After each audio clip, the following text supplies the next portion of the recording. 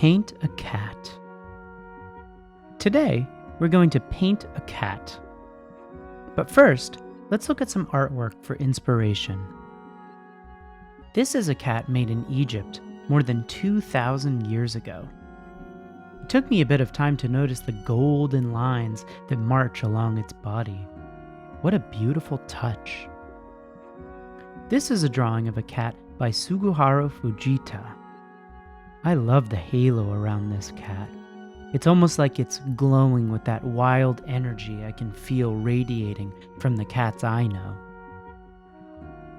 This is a cat amulet made nearly 3,000 years ago in Egypt. An amulet is something you carry around to protect you. Finally, this is a sculpture of a cat by the Swiss artist Alberto Giacometti. He describes being inspired by seeing cats run by quickly. Giacometti's sculptures are often very skinny and hand-built looking. I sometimes like to imagine them not as sculptures of real physical things, but instead as what you would get if you tried to make a sculpture of a shadow. Now let's paint a cat of our own. First, we'll use watercolor paints to sketch out the basic shape of our cat. We've used black paint because we were imagining a cat with black fur, but you might choose a different color. Once you've finished painting the general shape for your cat, set it somewhere to dry.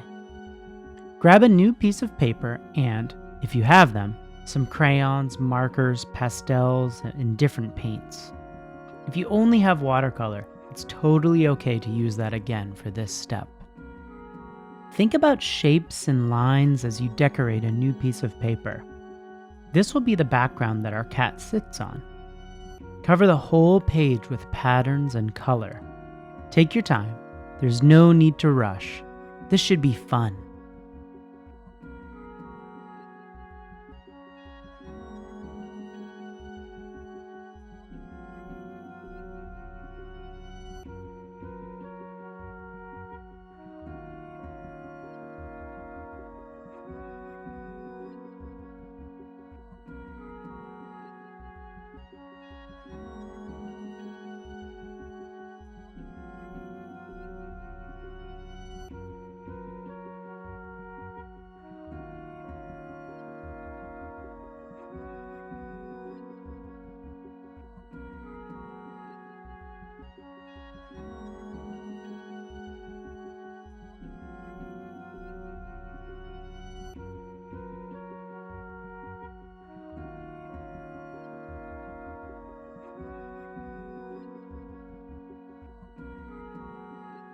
Now that your background is fully covered, swap it out with your cat shape, which is probably dried by now.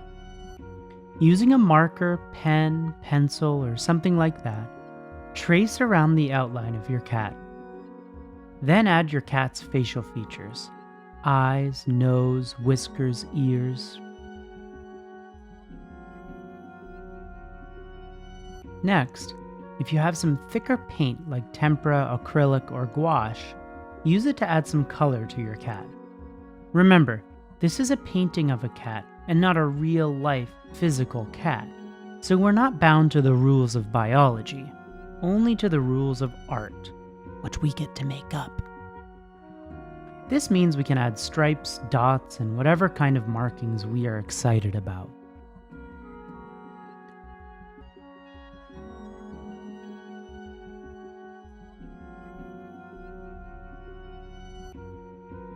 Once you've finished ornamenting your cat, cut it out. As usual, don't worry about cutting it out exactly on the lines, unless that's fun for you.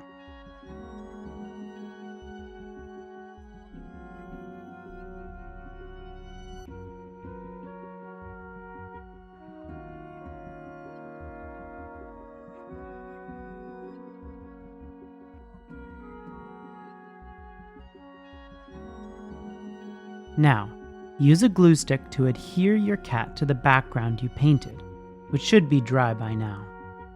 I love how this makes the cat really pop out on the page, almost like it's three-dimensional. Find a place in your home like on a wall or on a shelf, to display your beautiful work. Thanks for working with me today.